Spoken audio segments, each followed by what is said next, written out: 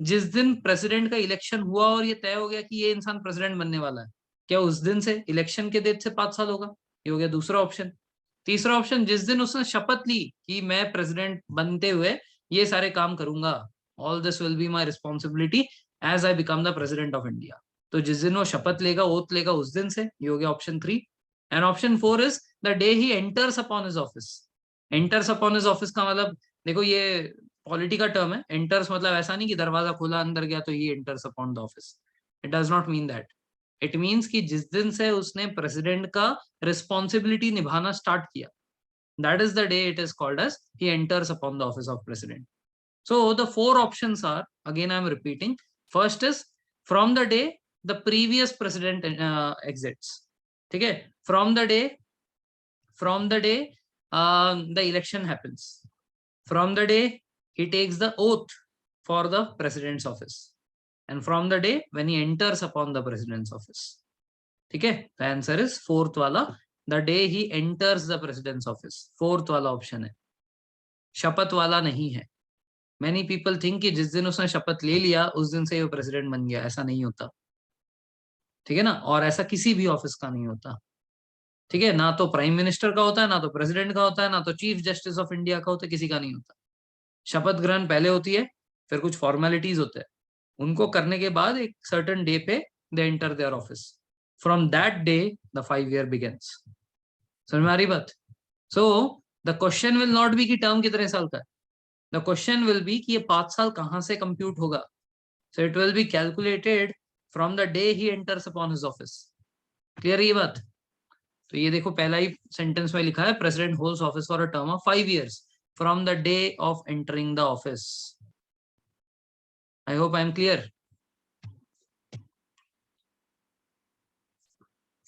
I hope I am clear. Okay. Now let's say and ends when one comes in ना, रुक जाओ वही बता रहा हूँ। Now let's say कि अभी का जो प्रेसिडेंट है, he started from 5th Jan 2017, let's say। Same question इस बार भी आया था। ओके, सो 5th Jan 2017 में कोई जो है हमारा प्रेसिडेंट का ऑफिस एंटर करता है, तो उसके जो 5 साल खत्म होने हैं वो 5th Jan 2022 होगा, आज का दिन होगा, ठीक है ना? This is what 5 years should be. अब ये तो प्री डिटरमाइंड डे है ना। अब 5th Jan 2022 तो सबको पता है ना कि पहले से इसी दिन पे खत्म होना है। इसीलिए नॉर्मली, नॉर्मल केस की बात कर रहा हूँ, इसीलिए नॉर्मली 5th Jan 2022 तक कोई नया प्रेसिडेंट आ जाए, उसके लिए उसका जो इलेक्शन है 3-4 महीने पहले ही हो चुका होता है। तो मान लो कि ट्रेडिशनली सितंबर अक्टूबर में इसका इलेक्शन हो जाना चाहिए था, ठीक है ना? 5 जनवरी से कुछ दिन पहले, 5-6 दिन पहले उसका शपथ ग्रहण हो जाना चाहिए था, सो दैट जिस दिन इस प्रेसिडेंट का टर्म खत्म हो तुरंत उसी दिन नया प्रेसिडेंट एंटर हो पाए। ऐसा नॉर्मल प्रोविजन है, this is a normal provision. But let's say कि ड्यू टू कोविड सितंबर अक्टूबर में एकदम पीक केसेस थे, कोई घर से बाहर ही नहीं निकल रहा था, कोई अगर छींक देता तो मतलब दिक्कत हो जाती, ठीक है? ऐसा ऐसा कंडीशन चल रहा था इंडिया।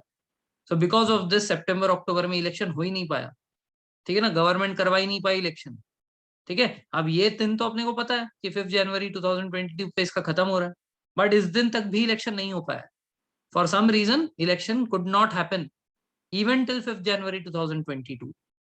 तो क्या होगा? ये वाला जो प्रेसिडेंट है बाहर निकल जाएगा क्या? अगर ऐसा हुआ तो नया प्रेसिडेंट तो है नहीं हमारे पास, तो देश बिना प्रेसिडेंट के रहेगा। समझ रहे हो? देश बिना प्रेसिडेंट के मतलब पुराने जमाने की बात करें तो कोई राज्य बिना उसके राजा के क्या होगा? बहुत ही वल्नरेबल बन जाएगा, कोई भी अटैक कर देगा, because there is no president and president is the supreme commander of arm forces. President क्या होता है? He is the supreme commander of the arm forces. So if the president is not there in the country, ये arm force किसी के भी मतलब और कोई नहीं चला सकता ना। Without the president's advice the arm forces can not act.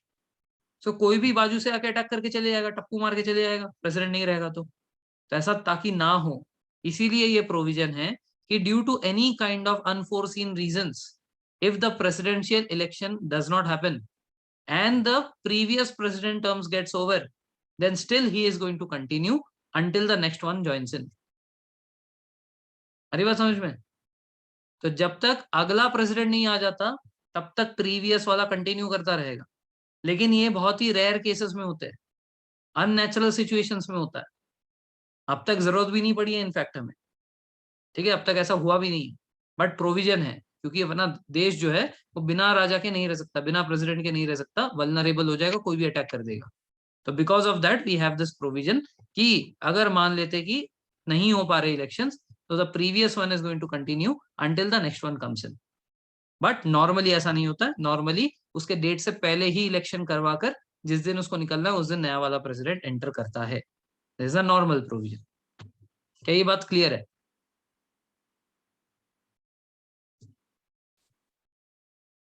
ये बात क्लियर है? यार आप लोग जवाब ना बहुत ही धीरे धीरे देते हो, स्पीड अप।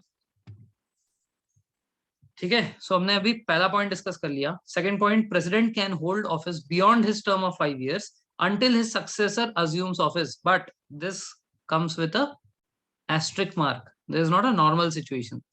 ठीक है ना, ये नॉर्मल नहीं है। Next, president can resign from his office any time by addressing the resignation letter to the vice president of India. ठीक है, अगर इसको रिजाइन करना है तो कर सकता है, ही हैज द प्रोविजन। ठीक है, तो वो जो रेजिग्नेशन लेटर है वो किसको एड्रेस होगा?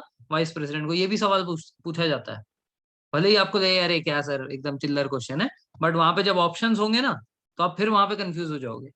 वहां पे प्राइम मिनिस्टर होगा, चीफ जस्टिस ऑफ इंडिया होगा, वाइस प्रेसिडेंट होगा, ठीक है ना, एंड लॉ मिनिस्टर होगा। अब चलो लॉ मिनिस्टर को तो आप ऐसे ही हटा दोगे, हट यहाँ से, but you will get confuse between chief justice of India, prime minister and vice president. Why? क्योंकि ये कौन है? ये है नॉमिनल हेड या टाइटुलर हेड। कौन? हमारा प्रेसिडेंट। और रियल हेड कौन है? प्राइम मिनिस्टर है। तो कई लोग वहां कंफ्यूज हो जाते हैं कि अपना रेजिग्नेशन शायद रियल हेड को देता हो। ठीक है, दूसरा, इसका जो ओथ सेरेमनी है, किसने करवाया था इसका ओथ? किसने इसको शपथ दिलाया था? चीफ जस्टिस ऑफ इंडिया ने। इलेक्शन कैंसिल कौन से रीजन से हो सकते हैं? अगर मान लो वॉर हो गया, अगर मान लो जैसे कोरोना चल रहा है, कोरोना आ गया, corona can be a reason. ठीक है, अगर मान लो देश में बाढ़ आ रखी है, ठीक है ना, अलग अलग राज्य में जो है बाढ़ आ रखी है, तो उसके वजह से देश जाए बाढ़ में, हम करेंगे अपना इलेक्शन, ऐसा नहीं हो सकता ना। ठीक है, so there can be many reasons. मैंने वही तो कहा, अननेचुरल रीजन, उसको ऐसा लिखते नहीं है कि कौन से रीजन से। ठीक है ना, अब कोरोना किसको पता ही नहीं था 2019 तक, till 2019 no one knew about corona, तो कैसे लिख देंगे रीजंस में? तो that is why unforeseen reasons लिखा जाता है। अब वो अनफोर्सीन रीजंस में कोरोना भी आएगा।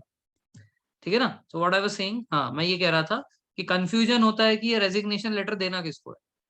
ठीक है ना, तो इसीलिए मैं अच्छे से मतलब डिस्कस कर रहा हूँ इस आंसर को। सो वाइस प्रेसिडेंट क्यों? वाइस प्रेसिडेंट इसीलिए क्योंकि सबसे सबसे बड़ा ऑफिसर कौन सा है हमारे देश में? प्रेसिडेंट है। लेकिन सेकेंड मोस्ट प्राइम मिनिस्टर नहीं है।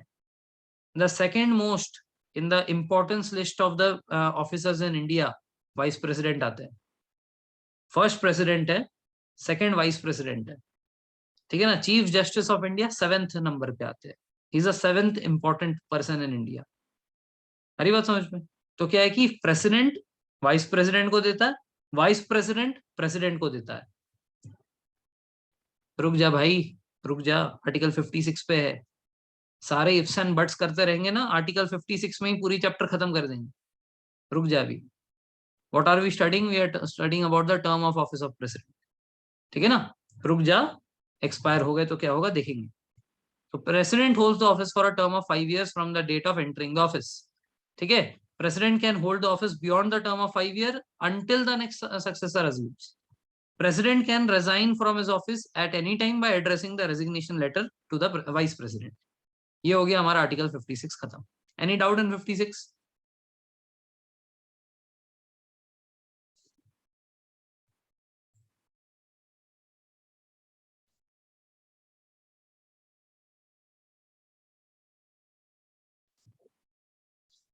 Okay, next 57। 57 is eligibility for री इलेक्शन। नाउ व्हाट इज री इलेक्शन? प्रेसिडेंट का टर्म खत्म हो गया 5 साल का। ठीक है, जैसे मोदी जी का हो गया था 2014 से 2019, फिर 2019 में फिर से री इलेक्ट होकर आ गए, वैसे ही यहाँ पे री एलिजिबिलिटी हो सकती है क्या? कोई प्रेसिडेंट 2 टर्म के लिए, 3 टर्म के लिए, 4 टर्म के लिए कर सकता है क्या? तो आंसर इज यस। हमारे देश में कोई भी ऐसा प्रोविजन नहीं है कि हमारा जो प्रेसिडेंट है वो एक ही बार रहेगा या दो ही बार रहेगा, ठीक है ना। But in certain countries like USA और ब्राजील, ठीक है, वहां पे क्या है कि वहां पे प्रेसिडेंट ज्यादा से ज्यादा 2 टर्म रह सकते हैं। हमारे इंडिया में वो बार बार मतलब इलेक्ट होकर आना पड़ेगा, लेकिन ऐसा नहीं कि एक बार हो गए और चलते रहेंगे। सो उनका टर्म खत्म हो जाएगा 5 साल का, he again stands for the election, he again wins it and he can continue. ऐसा कितने बार? Any number of times. तो हमारा आर्टिकल 57 कहता है री एलिजिबिलिटी ऑफ इलेक्शन, ठीक है। मतलब क्या है कि वो बार बार जितने बार भी चाहे वो उतने बार कंटिन्यू कर सकता है, ठीक है ना। अगर वो इलेक्ट होकर आता है, it can be done, no problem in that. Clear है यहां तक?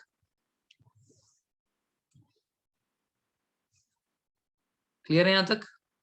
Okay, next, qualification for election of president. अभी इलेक्शन ऑफ प्रेसिडेंट के लिए क्या क्वालिफिकेशंस है? पहला, he should be a citizen of India. अब यहां से भी क्वेश्चन बना देता है क्या बोलते हैं, यूपीएससी। आईएएस के पेपर में आया था, और ऐसे ऑप्शन आता है ना, सही में कंफ्यूज हो जाओगे। अब हम लोग ये पढ़ रहे हैं कि he should be a citizen of India, ठीक है ना, नॉर्मल है। और वहां पे आया था ही should be a citizen of India, तो ठीक है, he should be a citizen of India by birth, bye decent, bye registration, या कौन सा? तो ऑप्शंस ऐसे खतरनाक बने थे आईएएस के पेपर में, एक पॉइंट के ऊपर जो कि अपने को लगता है एकदम चिल्लर पॉइंट है कि सिटीजन ऑफ इंडिया। वहां पे था कि which of the following provision is not eligible for becoming a president in India. सिर्फ एक पॉइंट के ऊपर सवाल था। ही should be a citizen of India by birth, he should be a citizen of India by descent, he should be a citizen of India by registration, or all of the above. The answer is all of the above. यहाँ पे सिर्फ ये बोला है he should be a citizen of India, ऐसा तो नहीं बोला ना कि बर्थ से ही चाहिए, डिसेंट से ही चाहिए, रजिस्ट्रेशन से ही चाहिए, ठीक है ना। तो ये वाला जो क्वेश्चन अच्छा इस बार आया था। ओके, ठीक है, याद नहीं आ रहा मेरे को, पता नहीं, ठीक है। तो ये आईएएस का क्वेश्चन था, ठीक है। और जिसने पहली बार वो क्वेश्चन देखा होगा उसकी तो लग गई होगी, उसने तो बोला अरे यार पढ़ा तो है मैंने, क्वालिफिकेशंस में पहला ही पॉइंट पढ़ा, ही should be a citizen of India.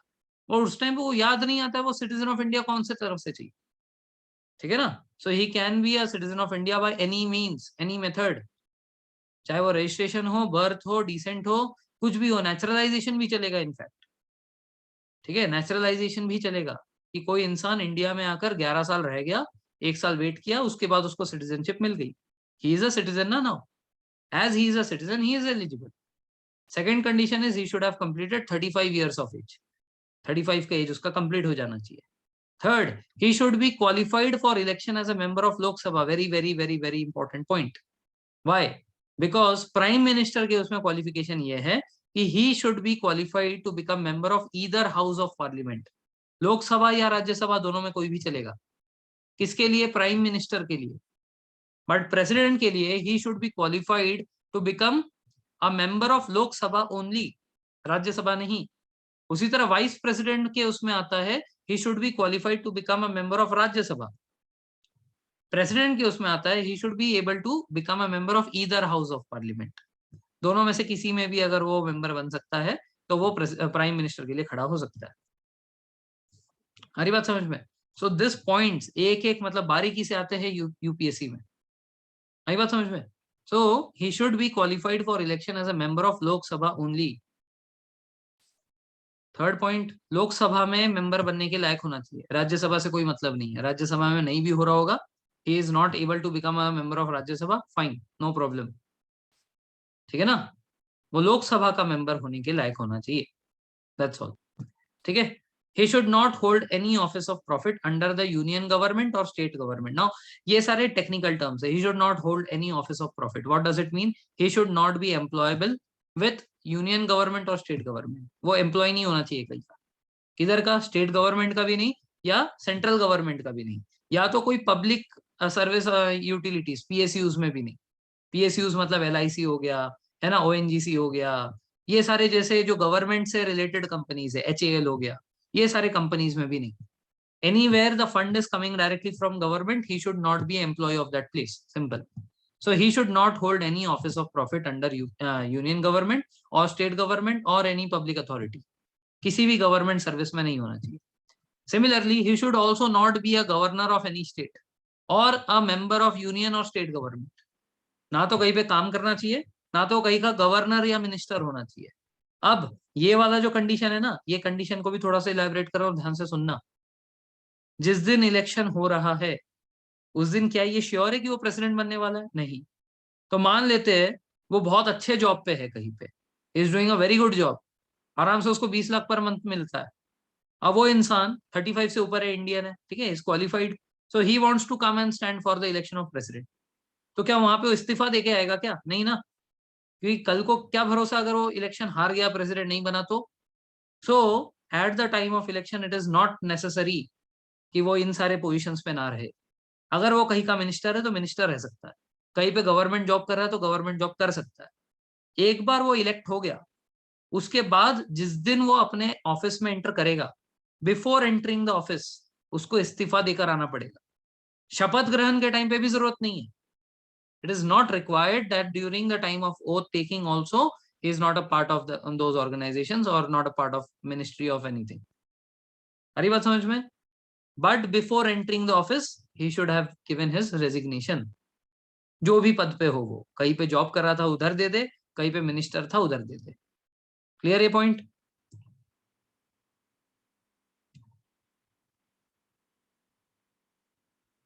हाँ, if is a member then also he can become.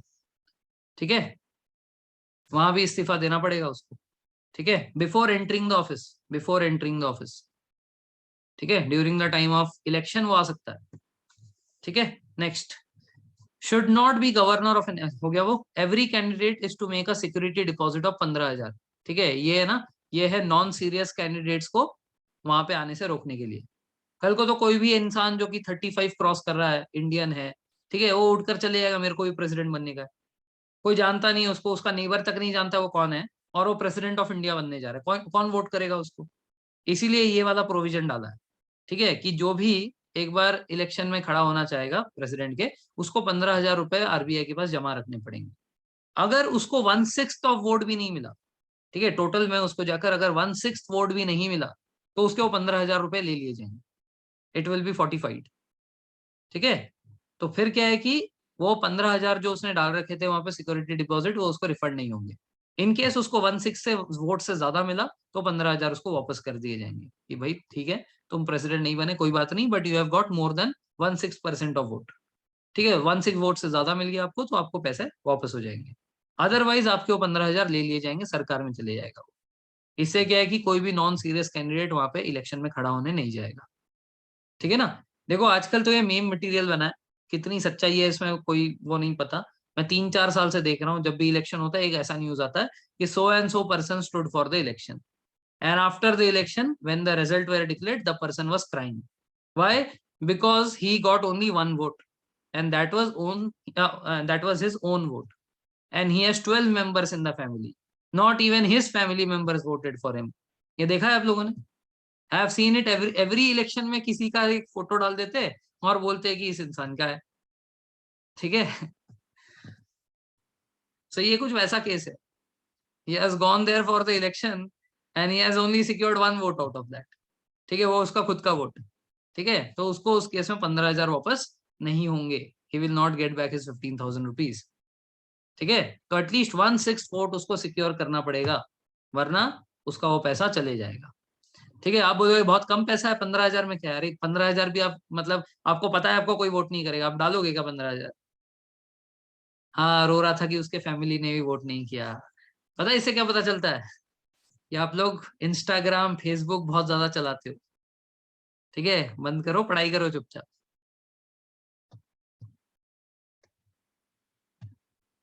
ठीक है, नहीं सर मेरा तो अकाउंट भी नहीं है। अच्छा, ओके, तो कहाँ से दिखा? चलो, आर्टिकल 59। अच्छा, न्यूज में आया था लास्ट ईयर, अच्छा अच्छा, ओके ओके। अच्छा, हाँ, प्रज्वल बोलता है आपसे पता चला, क्या बात है। ठीक है, चलो आर्टिकल 59 पे आते हैं। So article 59, condition of president's office. ठीक है, so he should not be a member of either house of parliament और स्टेट लेजिस्लेचर। अभी हमने देख लिया ना, he should not be a minister और नॉट इवन अ मेंबर। अगर वो मेंबर है तो उसको क्या करना पड़ेगा? उसको अपना सीट वेकेट करके आना पड़ेगा, रेजिग्नेशन देके आना पड़ेगा बिफोर एंटरिंग हिज ऑफिस। वही पॉइंट लिखा है इसमें. He should not be a member of either house of parliament or state legislature. If any such person is elected as a president, he is deemed to have vacated his seat in that house on the date he enters upon the office of president. This is important. On the date he enters the office of president. ठीक है. He should not hold any other office of profit. मतलब कहीं पे भी job नहीं करना चाहिए वो. ठीक है ना. वैसे सरकारी जॉब का वही नियम होता है ना, not only for the president, even for us. ठीक है. अगर मान लेते कल के डेट में आप भी सिलेक्ट हो गए आर्मी में, नेवी में, एयरफोर्स में, जो कि मैं चाहता हूं हो जाओ, ठीक है, तो फिर आप कोई दूसरा काम नहीं कर सकते. There should be no second revenue source for you. ठीक है ना. You cannot hold any office of profit. ठीक है. Then he is entitled without payment of rent the use of his official residence, that is the Rashtrapati Bhavan. ठीक है. ये चीज हमें नहीं मिलता. ठीक है. जैसे कोई दूसरे गवर्नमेंट ऑफिसर को या कोई भी दूसरे गवर्नमेंट के इंसान को क्वार्टर तो मिलते हैं, बट वो क्वार्टर के लिए उसका एचआरए कटता है, हाउस रेंट अलाउंस. खुद का बिजनेस भी नहीं चलेगा. बोला तो है एनी ऑफिस ऑफ प्रॉफिट. खुद के बिजनेस में प्रॉफिट नहीं होगा क्या? ठीक है. So he can not hold that. ठीक है. अब ये मत बोलते ना सर मैंने देखा है कुछ लोगों को करते, क्लास रिकॉर्ड हो रही है. ठीक है. फालतू में आप उनका जॉब खाओगे, रहने दो. आपको पता है, आप अपने पास दबा के रख दो. ठीक है. He is entitled without payment of rent to his official residence. ठीक है. That is Rashtrapati Bhavan. तो राष्ट्रपति भवन के लिए उसको एक पैसे का रेंट नहीं देना पड़ता. अगर उसके लिए रेंट देना पड़ता, पता नहीं उसका क्या होता फिर. ठीक है. अब देखो राष्ट्रपति भवन के बारे में एक बहुत ही क्रूशियल इंफॉर्मेशन है जो कि एफकैट एग्जाम के लिए बहुत इंपॉर्टेंट है. एफकैट में पूछा जा सकता है ऐसा सवाल. राष्ट्रपति भवन का कंस्ट्रक्शन किसने किया था? ठीक है. ये family member wants to run business. अब देखो वैसे ही होता है एक्चुअल में. ठीक है. आप एक्चुअल में ना किसी पे केस नहीं कर सकते, क्योंकि हर कोई जब गवर्नमेंट जॉब में जाता है ना, उसको एक बॉन्ड साइन करना पड़ता है, उसमें लिखा होता है ये क्यों you can not hold any office of profit. तो अगर मान लेते हैं कि कोई इंसान ने अगर अपना बिजनेस स्टार्ट भी किया ना, तो कभी अपने नाम पे नहीं करता, वो अपने वाइफ के नाम पे कर देगा, बच्चों के नाम पे कर देगा, चलाएगा वही. दुकान में जाओगे वही बैठा रहेगा, ऑफिस आवर्स के बाद उधर आके बैठेगा. ठीक है ना. लेकिन बिजनेस उसके नाम पे नहीं होगा. ठीक है. तो business can be in any other person name. ठीक है. गवर्नमेंट ये थोड़ी बोल रहा है कि आपकी वाइफ नहीं कर सकती कुछ या आपके हस्बैंड नहीं कर सकते कुछ. ठीक है. सिर्फ you can not do it. ठीक है. ऐसा है. So I was talking about this Rashtrapati Bhavan. इसको पहले वाइस रॉयज रेसिडेंस बोलते थे. तो ये सर एडविन लुटेंस ने बनाया था. ठीक है. Sir Edwin Lutyens and Herbert baker. ठीक है. ये 1912 में कंस्ट्रक्ट किया गया था. क्यों? क्योंकि 1911 में Delhi was made the capital. If you remember, Delhi capital कब बना था? 1911 में बना था.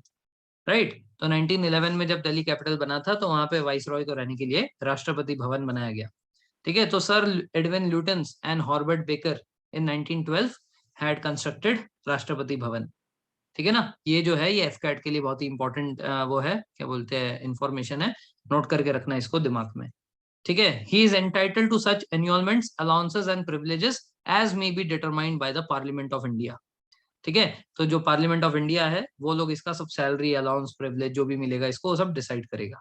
Presidents salary is charge from the consolidated fund of India. This is also question for CDS level. ये एफकैट में या एनडीए में या उन सब छोटे मोटे एग्जाम्स में नहीं आएंगे. ये सैलरी उसकी कहाँ से आती है, जनरली ये पूछा जा सकता है सीडीएस लेवल पे या एफकैट लेवल पे. ठीक है ना. कंसोलिडेटेड फंड ऑफ इंडिया से चार्ज किया जाता है. ठीक है.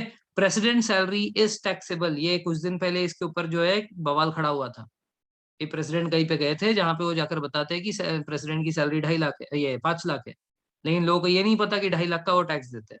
अब ये 2.5 लाख का टैक्स देते हैं कि नहीं वो नहीं पता एग्जैक्टली, बट उनका जो सैलरी वो टैक्सेबल है. यहाँ पे आर्टिकल 59 में ये कहा गया है कि उनको उनका जो राष्ट्रपति भवन है वो without any payment of taxes मिलेगा. ठीक है. He does not have to pay anything for that. वो उतना ही लिखा है. यहाँ पे कहीं पे भी लिखा है क्या कि उनको जो सैलरी दी जाएगी या जो एलियनमेंट्स या अलाउंसेस दिए जाएंगे उसमें उनको टैक्स नहीं भरना? कहीं पे लिखा है? नहीं है ऐसा. उनको सर्टेन प्रिविलेजेस मिलते हैं जो कि टैक्स फ्री मार्क किया रहता है, उसमें टैक्स नहीं लगेगा. बट उनका जो मेन सैलरी है वो टैक्सेबल है. तो उनको 5 लाख का सैलरी मिलता है पर मंथ. ठीक है. तो vice president gets 4 lakh, president gets 5 lakh, prime minister gets 3 lakh. Prime minister के बाद बाकी जितने भी बड़े बड़े ऑफिसर्स आपने देखे होंगे, जैसे आपके तीनों सेना के जो वो है क्या बोलते हैं हेड्स है, इनका 2.5 लाख होता है। ठीक है, सीडीएस का जो रैंक है उनका भी 2.5 लाख होता है, because he is also 4 star general. ठीक है ना। तो ये सब जितने भी है, फिर सुप्रीम कोर्ट के जज हो गए, चीफ जस्टिस ऑफ इंडिया हो गए, इन सबका 2.5 लाख होता है। ठीक है, so 2.5 lakhs for the highest officials of India, 3 lakh for the prime minister of India, 4 lakh for vice president of India, and 5 lakhs for president of India. ठीक है ना, ये है सैलरी स्केल। तो president salary is taxable unless certain privileges which are marked as tax free, he has to pay the taxes. His emoluments and allowances cannot be diminished during the term in office। मतलब एक बार वो अंदर चले गए, अंदर जाने के पहले पार्लियामेंट ने ये डिसाइड किया था कि इनका सैलरी 5 लाख रहेगा। एक बार वो अंदर चले गए तो सैलरी बढ़ाने को बढ़ाया जा सकता है, but it cannot be diminished. ठीक है ना, वो कभी भी कम नहीं किया जा सकता। बढ़ाने के लिए बढ़ा सकते हो, कम नहीं कर सकते हो जिससे कि इसके अगेंस्ट में वो हो जाए, क्या बोलते हैं, इसके लिए वो खराब चीज हो जाए। ठीक है, it should not be against him, it can be in favour of him, it can be increased but it can not be diminished. ठीक है ना, ये हो गया article 59। Now according to article 59 there are certain privileges and immunities जो आपको ध्यान में रखना है। बहुत ही इंपॉर्टेंट प्रोविजन है ये, ध्यान से सुनना। He enjoys personal immunity from any kind of legal liability for his official act। ठीक है ना, ऑफिशियल एक्ट के लिए उनको कोई भी लाइबिलिटी नहीं होगा, कोई लीगल लाइबिलिटी नहीं होगा।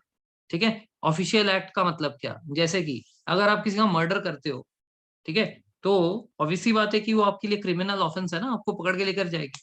But because he is the president of India, किसी ने अर्जी जारी की है कि मेरा जो डेथ सेंटेंस है, सुप्रीम कोर्ट ने मेरे को डेथ सेंटेंस दिया है, तो मैं जो है प्रेसिडेंट के पास जाकर अर्जी डालूंगा कि मेरा डेथ सेंटेंस आप हटा दो।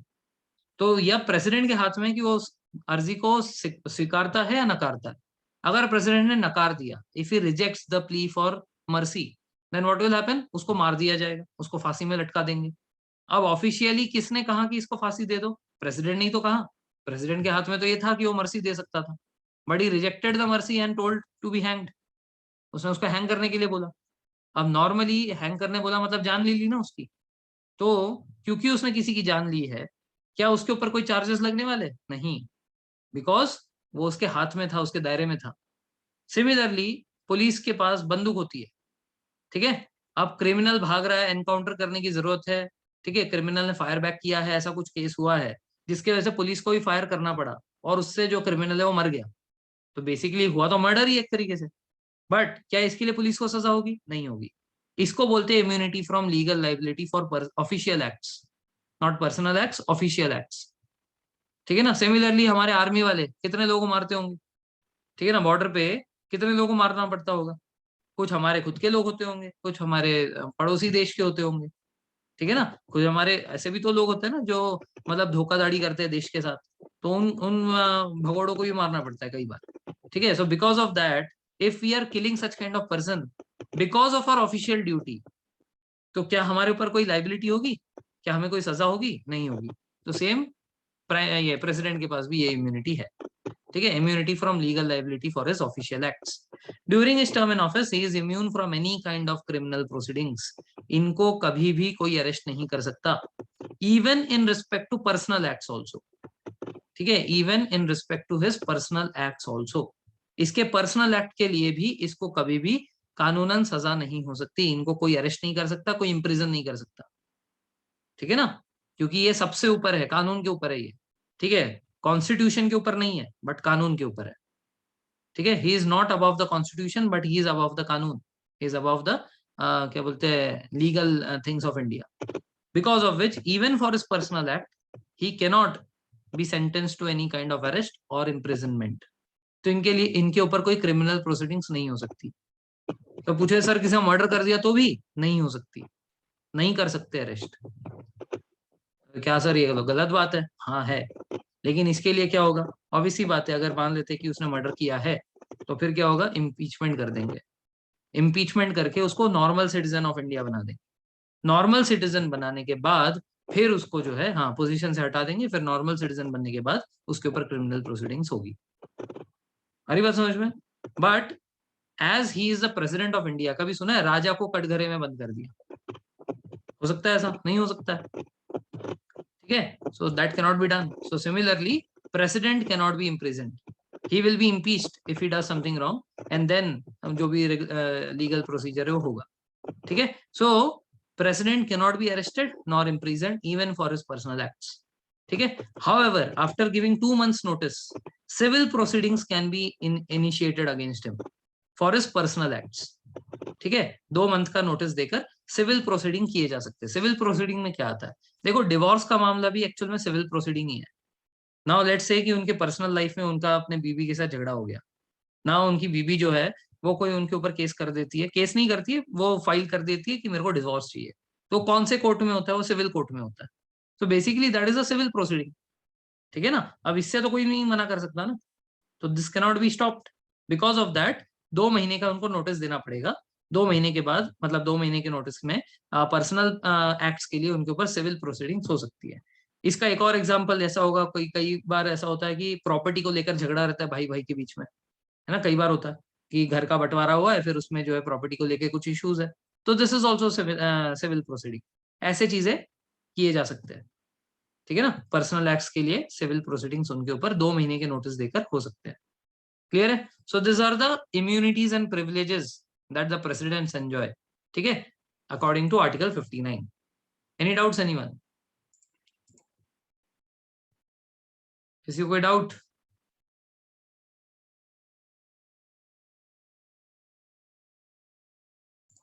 ओके.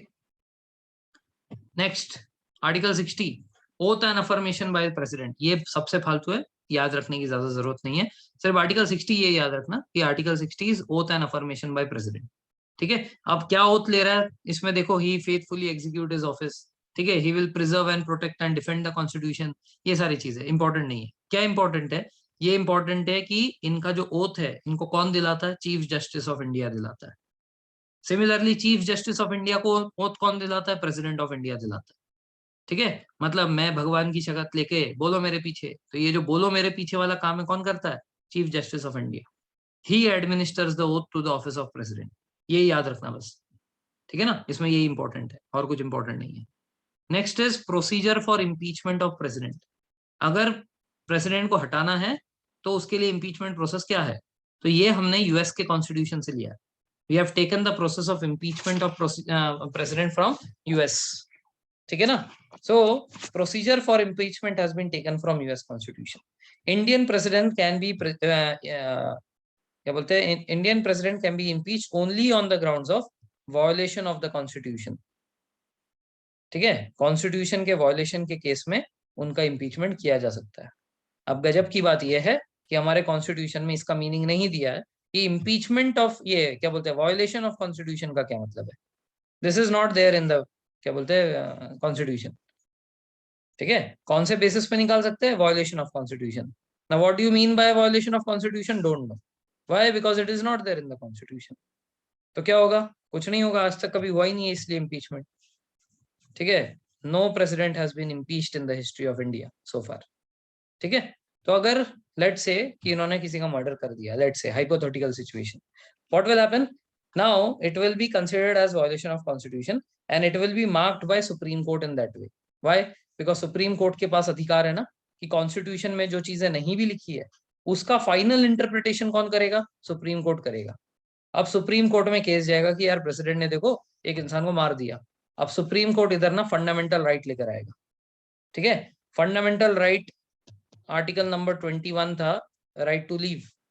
ठीक है? Right to live with dignity and freedom पढ़ा था हमने. तो राइट टू लिव जो है वही छीन लिया ना प्रेसिडेंट ने. तो आर्टिकल 21 छीन लिया, क्योंकि बेसिकली फंडामेंटल राइट है. और फंडामेंटल राइट किसी भी इंसान का सबसे पहला चीज है. तो अगर फंडामेंटल राइट ही छीन लिया तो वायोलेशन ऑफ कॉन्स्टिट्यूशन कर दिया ना. इस तरीके से वो प्रूफ हो जाएगा. अरे बात समझ में, अगर कभी जरूरत पड़ी तो. ठीक है? So supreme court, even though it is not there in the constitution, Supreme Court is going to do something, because Supreme Court is the last interpreter of the constitution. ठीक है? he is the final interpreter of the constitution. उसके ऊपर किसी की नहीं सुनी जाएगी. ठीक है? now what is the procedure for impeachment? President को अगर निकालना है तो उसके लिए प्रोसीजर क्या है? तो impeachment of procedure, impeachment of president is a quasi judicial procedure. Why? Quizzy का मतलब क्या है? What do you mean by the word Quizzy?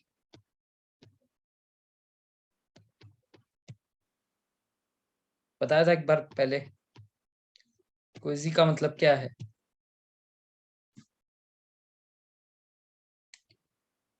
मैंने आपको एक बार बताया था कि India is a Quizzy federal country, Quizzy federal country. वैसे ही ये Quizzy judicial procedure. What is the meaning of this word Quizzy?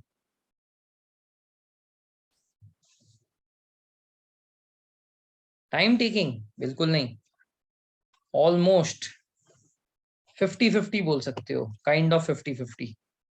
ठीक है, हाफ एंड हाफ। ठीक है, देखो इसके संदर्भ में मैंने जब पिछली बार आपको बताया था क्विजी का मतलब,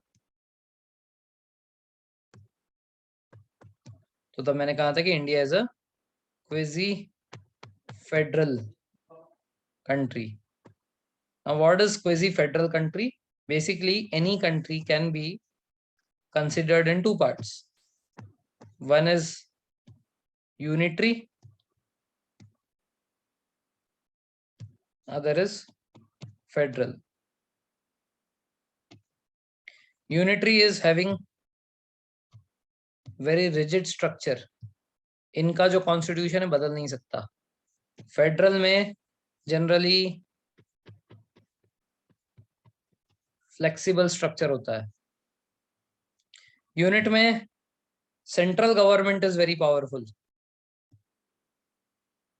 ठीक है, central government is very powerful and there is no state government in unitary.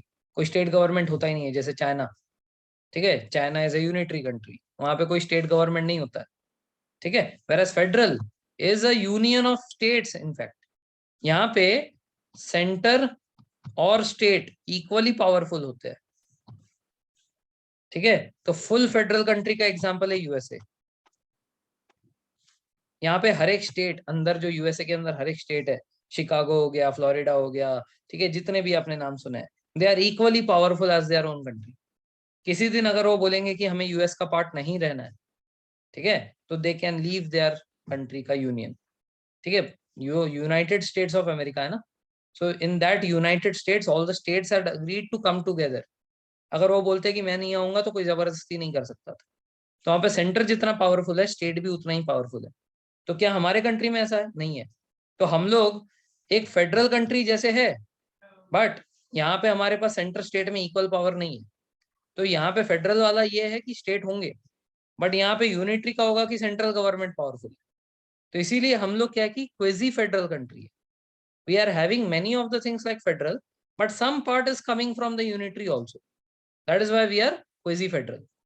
Similarly यहाँ पे ये बोला क्वेजी जुडिशियल प्रोसीजर है। ठीक है, हाँ, coming together is called as federal basically. ठीक है, तो यहाँ पे क्विजी जुडिशियल प्रोसीजर है। तो व्हाट इज क्विजी जुडिशियल?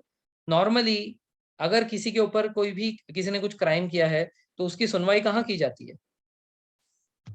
अगर किसी ने कुछ क्राइम किया है, उसकी सुनवाई कहाँ की जाती है? कोर्ट में की जाती है। तो कोर्ट किसका एग्जाम्पल है? कोर्ट है जुडिशरी का example. Court is the example of judiciary, right? Now यहाँ पे क्या है कि प्रेसिडेंट का अगर इम्पीचमेंट करना है, तो इसका किसी कोर्ट में वो नहीं होता। ठीक है, it is not done in a court. Where is it done? It is done in Lok Sabha और राज्यसभा। ठीक है, लोकसभा में या राज्यसभा में किया जाता है। तो क्या किया जाता है, जिस तरीके से कोर्ट के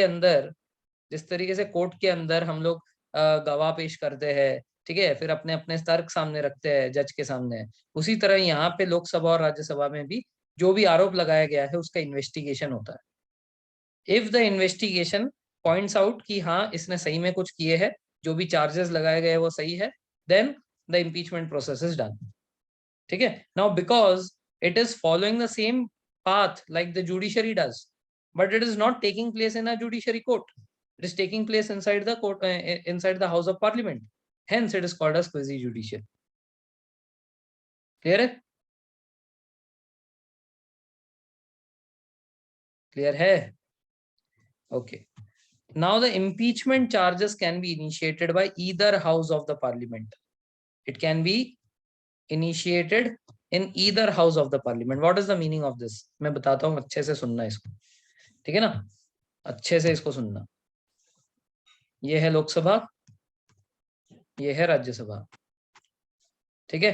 एक दिन बैठक हुई, लोकसभा के सारे लोग बैठे हुए थे, ठीक है, यहाँ पे जो है स्पीकर बैठा हुआ है, ये राज्यसभा के सारे लोग बैठे हुए थे, यहाँ पे चेयरमैन बैठा हुआ है, ठीक है। इनमें एक बंदा लोकसभा का, एनी एनी हाउस में ये इनिशिएट किया जा सकता है, तो मैं एनी हाउस का एग्जांपल दे रहा हूँ, कहाँ से, लोकसभा से। एक बंदा हाथ खड़ा करके बोलता है कि प्रेसिडेंट ने मेरे साथ ऐसा किया, प्रेसिडेंट ने ये गलती की है, ठीक है, खड़ा होके बोलता है।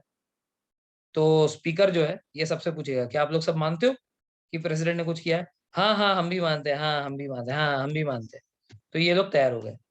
तो at least 1/4 of the member should say that कि हम इस केस को सुनने के लिए तैयार है। अगर ये खड़े होकर ऐसा बोलता है और 1/4 लोग भी बोलते हैं यार ये क्या कुछ भी ऐसे बोल रहा है, चुप नीचे बैठ, ठीक है, तो फिर ये केस आगे ही नहीं बढ़ेगा। लेकिन अगर 1/4 ऑफ द टोटल पॉपुलेशन ने उस दिन कहा कि हम लोग मानते हैं कि हाँ ऐसा कुछ किया है, तो फिर स्पीकर बोलेगा कि ठीक है, let's initiate charges against president. अभी तक कुछ प्रूफ नहीं हुआ है, अब सिर्फ आरोप लगा है। अब ये आरोप लगाना है कि नहीं, उसके लिए 1/4 मेंबर्स तैयार होने चाहिए। अगर 1/4 मेंबर्स भी नहीं तैयार, आरोप लगेगा ही नहीं। इन्वेस्टिगेशन दूर की बात है, आरोप लगेगा ही नहीं, ठीक है। तो एक इंसान पहले खड़ा होकर बोलता है कि ये मेरे को प्रॉब्लम है। अगर 1/4 लोग तैयार होते हैं कि हाँ भाई सच में प्रॉब्लम है, तो अब इन्वेस्टिगेशन स्टार्ट होगा। इन्वेस्टिगेशन स्टार्ट होने से पहले तो कितने चाहिए? 1/4 चाहिए। दिस स्टेज 1, ठीक है, दिस इज स्टेज 1, ठीक है। Before pressing the charges at least 1/4 members should be ready, ठीक है। 1/4 हो गए तैयार। अब 14 days notice has to be given to the president. 14 days notice has to be given to the president कि आपके ऊपर हम लोग चार्जेस इनिशिएट कर रहे हैं, अब आपके ऊपर सुनवाई होगी। ये 14 डेज के अंदर अब इन चार्जेस के ऊपर सुनवाई होगी इस हाउस में, लोकसभा में, ठीक है ना। तो हर कोई अपना तर्क वितर्क रखेगा, ठीक है। जो भी बोल रहा है कि हाँ प्रेसिडेंट ने ऐसा किया है, हाँ प्रेसिडेंट ने ऐसा किया है, ठीक है, तो यहाँ पे जो हमारा स्पीकर बैठा हुआ है वो सबसे जो है बोलेगा सबूत दो, ठीक है। तो 14 डेज तक इसके ऊपर सुनवाई होगी। इन 14 डेज में president can also come in the house, वो भी आकर सुन सकता है कि भाई पता नहीं मेरे के ऊपर क्या बोल रही। ऐसा ना हो कि नहीं नहीं प्रेसिडेंट नहीं आ सकता, जो भी है हम लोग यहाँ पे डिसाइड करेंगे और उसको बोलेंगे, ऐसा थोड़ी चलेगा। प्रेसिडेंट बोलेगा अरे भाई मेरे ऊपर बात करो, मेरे को तो रहना चाहिए ना उधर। And president can also get him represented. अगर प्रेसिडेंट खुद आकर अपने आप को डिफेंड कर सकता है तो ठीक है, अगर नहीं तो वो किसी को अपना रिप्रेजेंटेटिव बना सकता है, ठीक है ना। जैसे वकील होता है, लॉयर होता है, वैसे ही यहाँ पे वो अपना रिप्रेजेंटेटिव भेज सकता है, ठीक है। तो उसको पूरा मौका मिलेगा अपने आप को डिफेंड करने का, ठीक है। After the end of this 14 days अब यहाँ पे एक वोटिंग ली जाएगी, ठीक है, there will be a voting. अगर 2/3 लोगों ने ऑफ टोटल हाउस, ठीक है ना, अब इसका मतलब भी समझाऊंगा। देखो क्या है, ये हमारे पार्लियामेंट में, पार्लियामेंट छोड़ो सिर्फ लोकसभा की बात करते हैं। लोकसभा में टोटल नंबर ऑफ कितने अभी सीट्स है फिलहाल? 445 है, ठीक है। ये आप लोगों से भी गए गुजरे, ठीक है ना, ये आप लोगों से भी गए गुजरे लोग हैं। कम से कम कॉलेज में हो ना हो, कम से कम 60 to 70% लोग तो जाते हैं कोई भी कॉलेज में। 30% अगर बंक मारते भी होंगे, अराउंड 60 to 70% तो जाती है ना, बाकी 30% तो घूमते हैं।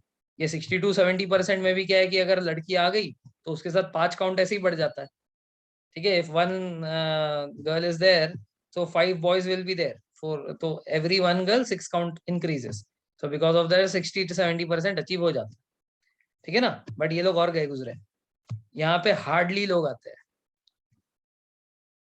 ठीक है। यहाँ पे मुश्किल से 100 का काउंट बनता है दिन में, ठीक है। तो ये इतने ज्यादा बंक मारने वाले लोग हैं। तो कई बार तो इधर ऐसा होता है कि 50 भी लोग नहीं होते। जब 50 भी नहीं होते तो क्लास कैंसिल हो जाती है, ये इतने गए गुजरे होते हैं, ठीक है। तो यहाँ पे टोटल का बोला है 2/3 ऑफ टोटल, दैट मीन्स यहाँ पे टोटल इज ऑफ 545।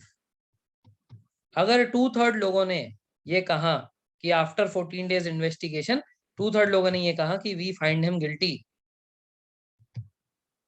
ठीक है, तो यहाँ पे इस हाउस में ये पास हो जाएगा कि भाई हमें तो इसको इम्पीच करना है, लोकसभा में हो जाएगा। Now the same thing will happen to the Rajya Sabha. यहाँ से पास हो गया, अब राज्यसभा में जाएगा। राज्यसभा में भी डे 1 पे वो लिया जाएगा कि कितने लोग चाहते हो कि इनको इम्पीचमेंट करने के लिए अपन ये सुने। तो 1/4 लोग अगर राजी होते हैं तो हियर अगेन 14 डेज के लिए जो है कार्रवाई होगी। अगेन ये 14 डेज के बाद अगर 2/3 लोगों ने of the total membership, again 2/3 of total, अगर वो तैयार हो जाते हैं तो फिर इम्पीचमेंट कर दिया जाएगा। So after both the houses of parliament have pass the resolution, ठीक है, for impeachment with 2/3 of the total majority, then the president stands impeached. Clear है ये बात? समझ में आया?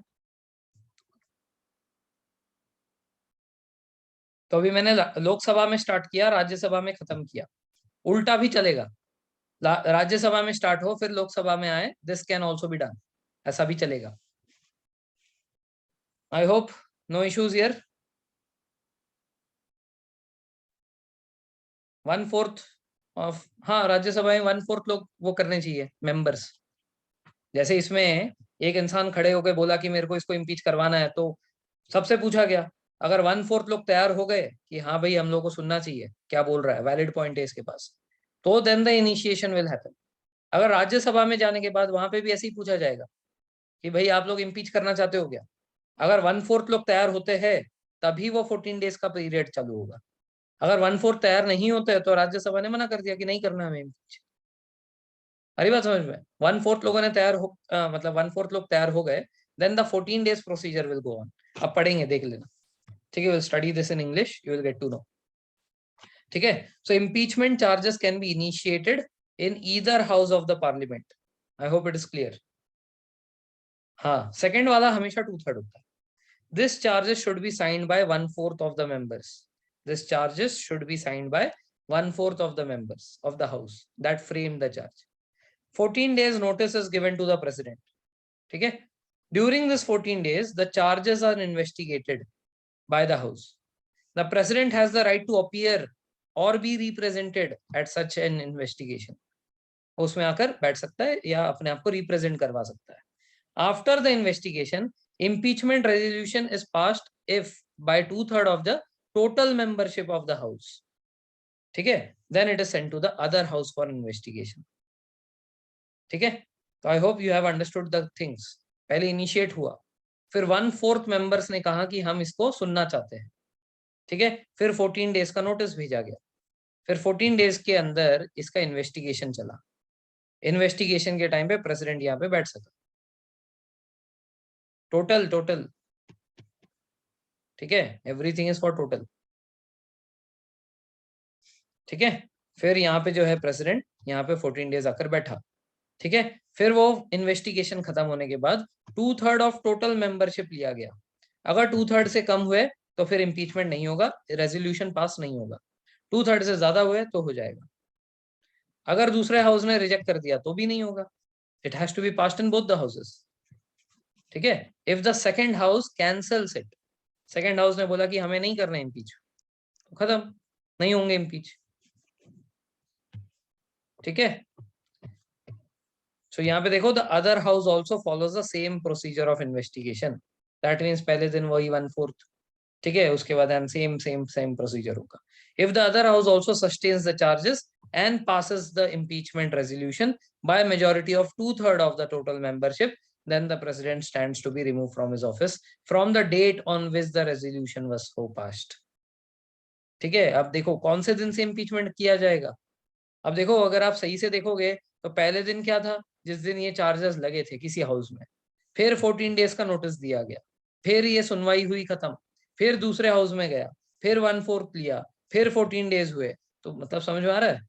तो ये एक दिन लाला लेंगे कि जिस दिन इसको स्टार्ट किया था, या फाइनली जो 2/3 मेजोरिटी सेकंड हाउस में हुआ जिसके बाद वो इम्पीच होगा, वो वाला लेंगे। तो सेकंड वाला डेट लेंगे, जिस दिन से स्टार्ट किया था वो नहीं, उस दिन वो प्रेसिडेंट था। प्रेसिडेंट कब नहीं रहेगा?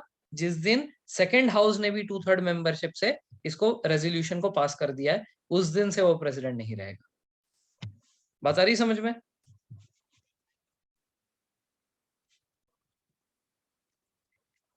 ओके,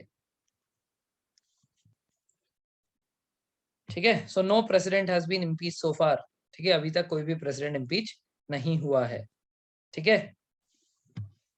आर्टिकल 62, अब आएगा राहुल वाला पॉइंट जो पूछ रहा था, अगर प्रेसिडेंट मर गए तो ऐसा कुछ हुआ तो I will be telling you about 5 conditions क्या क्या हो सकते हैं। So this is about for holding election to fill the vacancy in the office of president, for holding election to fill the vacancy in the office of president, ठीक है ना। तो क्या है, a vacancy in the office of president can be created by the following ways. पहला, on the expiry of his tenure of 5 years, 5 साल का expiry tenure हो चुका है, उस केस में वैकेंसी होगी, ठीक है। ये हो गया पहला कंडीशन, जो कि सिंपल कंडीशन है, 5 साल में खत्म होना ही है। बट बाकी जो 2 से लेकर 5 तक है ये अननेचुरल है। बाय हिज रेजिग्नेशन, आपकी तो सपना थोड़ी आएगा कि ये कल छोड़ने वाला है, तो ये तो अननेचुरल हुआ, ये बीच में ही छोड़ गया।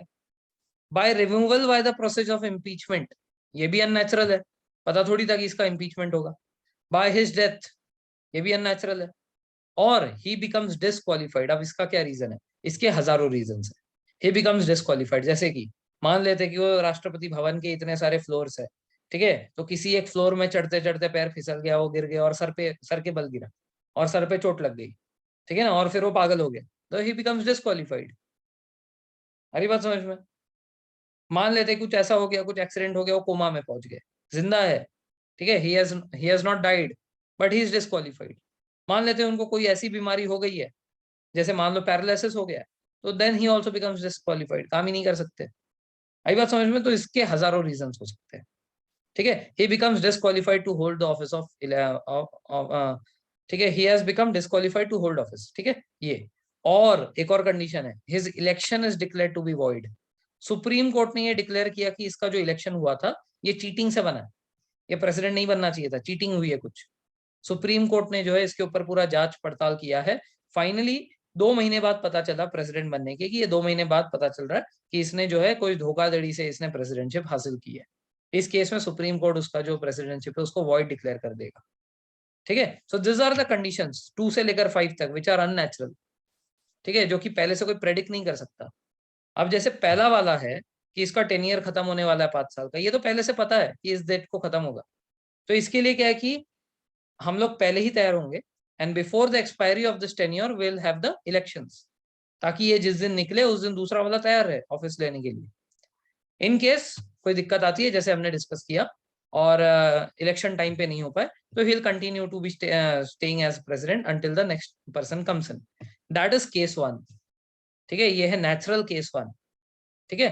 when the vacancy is going to be caused by expiry of the term of president, and election to fill the vacancy must be conducted before the expiry of his term, ये है normal condition. Due to any reason the election gets delayed, the outgoing president continues to hold the office until the new president is elected, until the next president joins the office or holds the office, ठीक है। in this case the vice president will not hold the office. ऐसा नहीं कि जिस दिन उसका खत्म होना था वो चला गया, अगला अब तक आया नहीं है, तो वाइस प्रेसिडेंट प्रेसिडेंट का काम कर रहा है, ऐसा नहीं होता। प्लीज रिमेंबर दिस, ऐसा नहीं होता, प्रेसिडेंट कंटिन्यू करता है जब तक दूसरा नहीं आ जाता, ठीक है। दिस इज केस 1, ठीक है। Then what is case 2? तो केस 2 3 एंड 4 एंड यहाँ पे 5 भी आ जाएगा, 2 से लेकर पूरा 5 तक यही केस है, ठीक है। For cases 2 3 4 and 5 the office of president falls vacant due to resignation, due to removal, due to death और अदरवाइज में बाकी सारे फैक्टर्स, ठीक है। Then the election to fill the vacancy should be conducted within 6 months, sorry, ठीक है, with in 6 months, ठीक है। जिस दिन वो वैकेंसी हुई है, जिस दिन वो गुजर गए, या जिस दिन उनको निकाल दिया, या जिस दिन उन्होंने रेजिग्नेशन दे दिया, उसके 6 मंथ के अंदर अंदर वैकेंसी पूरी हो जानी चाहिए। अब हमारे पास कोई प्रेसिडेंट है स्टॉक में? नहीं है। कोई इलेक्शन हुआ है? नहीं हुआ है। इस केस में vice president will hold the office of president.